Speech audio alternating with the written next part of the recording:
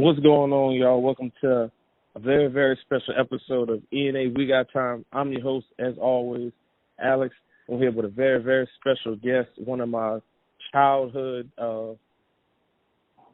heroes, in a sense, Mr. Wally Dixon. But I know him, and most of y'all know him as Main Event. Say what's up to the people, my man. What's good, bro? How you doing, man? Good to be on here with you, bro. I appreciate that. Man. It's definitely an honor to be able to interview you. So we're gonna start from the very, very beginning.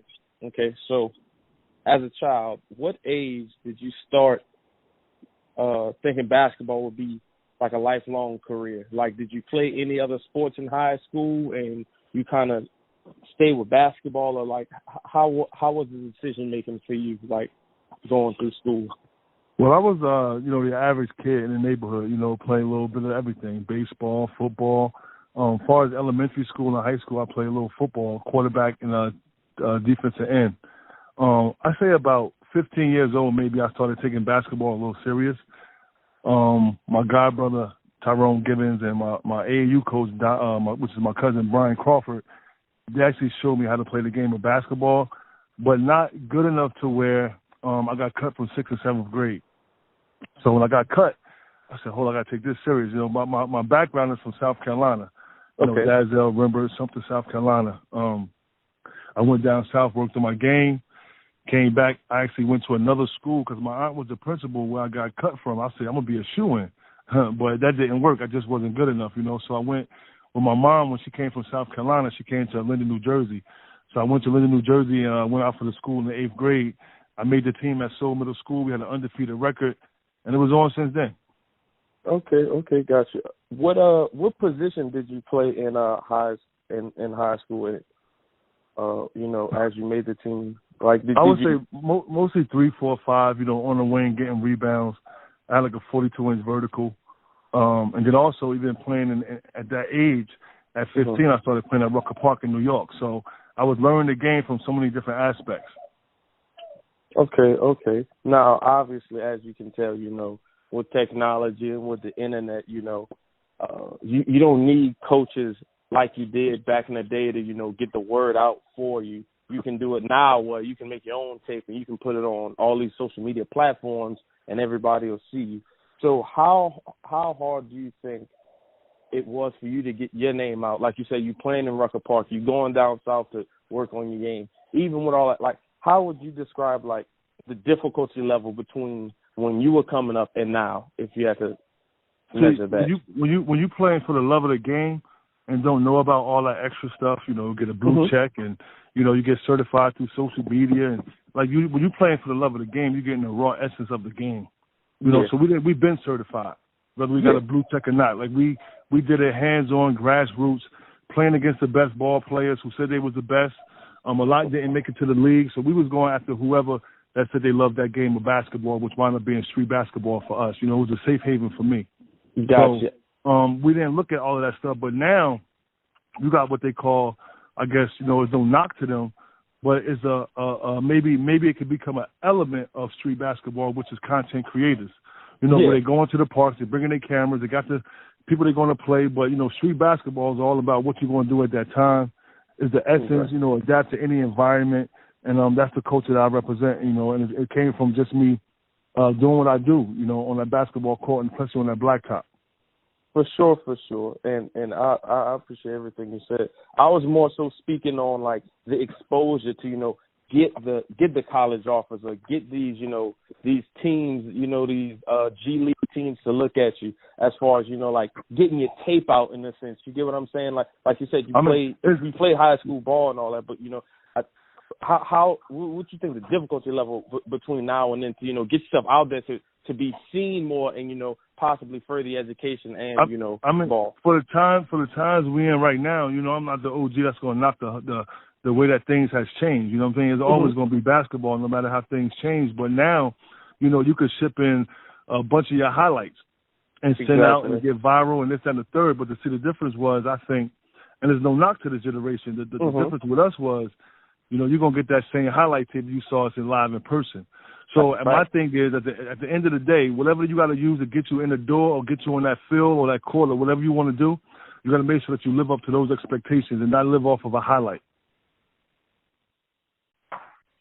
Okay, got you. So, as far as, I watched y'all growing up. I came to see y'all a bunch of times in Atlanta. Y'all came to New Orleans, I want to say Texas and all that. What was the deciding factor for you? Like, you were like, you know what, I'm gonna take this and one stuff seriously, and I'm a focus on, getting on that. I watched, the documentary, and I don't want to say anybody's name because I don't remember exactly who said it, but it seemed like a couple of guys were a little skeptical on joining the platform of AND1. So how was that decision for you to push that, so to speak? So basically with the AND1 situation, it was the summer of '99. I was playing for the Rucker League, and Greg Marius, the CEO, God rest him, he took a team down to Virginia Beach. That's where I met AND1. So the tape with Skip to My Lou was already out, Volume 1. And Skip to My Lou, my bro, I give him all the credit. He was the one who created the mixtape, as far as his highlights and stuff. But I was offered for Volume 2 to give him all my highlights. I'll be Volume 2. But I said, you know what? Within 24 hours of thinking, I'm going back to my bros that I played ball with back in the day in the trenches, And I said, you know what? I could bring 5 of the best guys to your brand to market and represent your brand. So that's how that whole thing went. We was using that platform to get, like in the 90s, you're talking about coaches overseas wanted to see real footage. So we was playing against real ballers. It was all about, coming from the Rucker atmosphere and the culture. We had a flair to our game, an excitement to our game that was within the confines of the rules. So that's why, it was just different. I think with now it was just a little different because, like I said, you could send in a highlight tape or what have you, Okay. Now you join AND1. Things are taking off. Y'all are traveling. If you can remember, because y'all have been all over the world. If there were some favorite cities or even countries that you really like, or just some places you hadn't been but known there was a big basketball culture that you were excited to play. If you can just name a few. Just in school, I always hated like history for some reason, like far as like the European history and different things like that. But that basketball had took us to 23 countries. I say that humbly.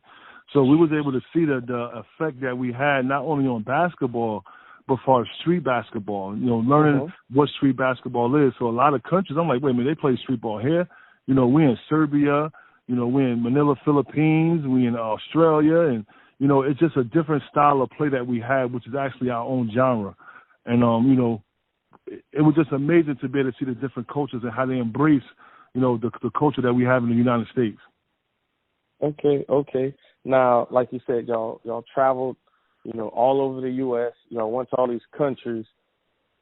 Now, y'all are blown up. Y'all are everywhere. I want to say y'all are on ESPN at this time. Correct me if I'm wrong. I was still, a kid at this point in time. But I remember when the video game came out, how surreal was it for you to see yourself, like y'all have become something that, a video game. People play Madden, people play college basketball, people play soccer, but you guys, a different brand of basketball, have your own video game. How surreal was that for you?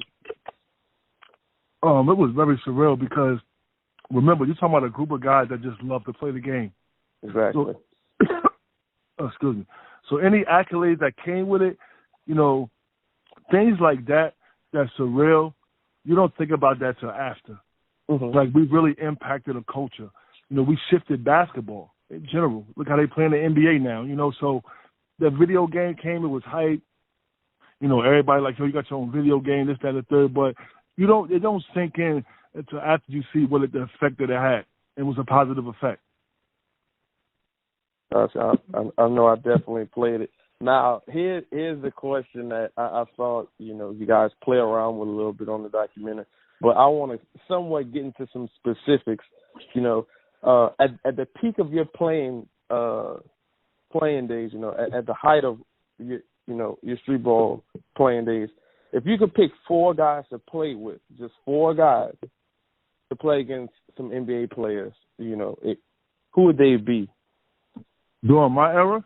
Yeah, during your era. It would be definitely Half Man, Half Amazing, Speedy. Okay. God rest the dead, Conrad McRae, Ali Mo, and Shane. Nice, nice. That was actually, I'm glad you said Shane, because that was actually going to be my next question. One of the biggest things I noticed throughout the years of the mixtapes, and I might be mistaken, you guys played full games. We only saw the highlights on the mixtapes.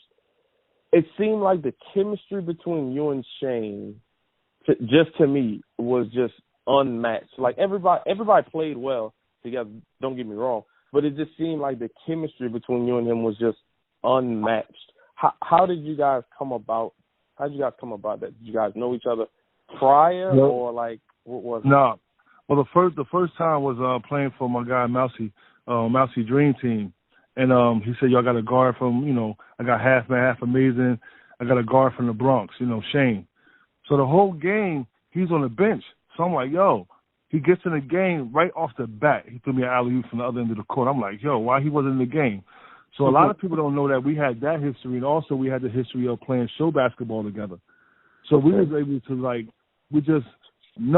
anything anybody ever saw, it was never practiced, it was never rehearsed. It was just the chemistry that we had over talking about 15 years of just playing together, So he know how I ran up the court. I brushed my man off the defense. All he got to do is get in there that basket, and he knew what I was going to do with it. So it was easy for both of us. But throughout the years, man, I say this humbly. I could be wrong, but I think for the 1-2 combination, we might be one of the best, at least top 3 in basketball history. I definitely agree. Like I said, I watched you guys from. Now, granted, I didn't see it when it happened because I was like 5 when the mixtape when the very first one came out. But I've watched all the and like I said, the chemistry between you two specifically was just something like I'd never really saw before. So I'm definitely gonna put y'all up there just from my experience watching y'all on TV and getting to watch y'all live and in person. Of course. Now this probably might be one of the toughest questions because I know you got a lot of them. Give me one of your a memory you probably won't forget, or one of your best memories from when you played at any level you want to pick. I think one of the best memories I never forget was there was I want to say like maybe a challenging guy, right, that was following our Bad Boy team when Mousy merged in with Bad Boy with Puffy. And he always said, I'm a bad boy, my man Keith Slob. And Mousy said, one day I'm going to put you in the game. Long story short, we was playing against one of the legendary coaches in New York, Ron Aquario team. And Mousy put Keith Slob in. And Keith Slob ran up court, half man, brought it up, passed to Keith Slob. Keith Slob takes a 3. And it was all net, man. That was one of my most memorable moments at Rucker Park and his highlight out of all my memories that I could give you of myself, man. Shout out to Keith Slob, bro.